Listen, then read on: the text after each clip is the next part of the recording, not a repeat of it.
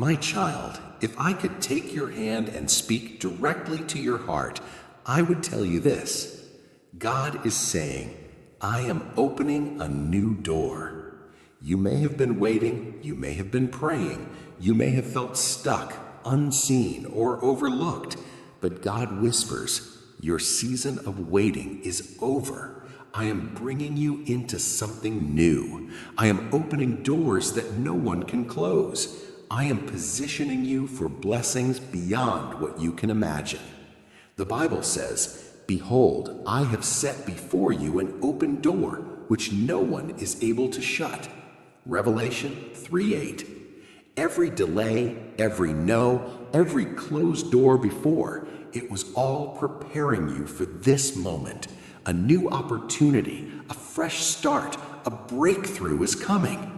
God says, step forward with faith. Trust me. Walk through this door I have opened.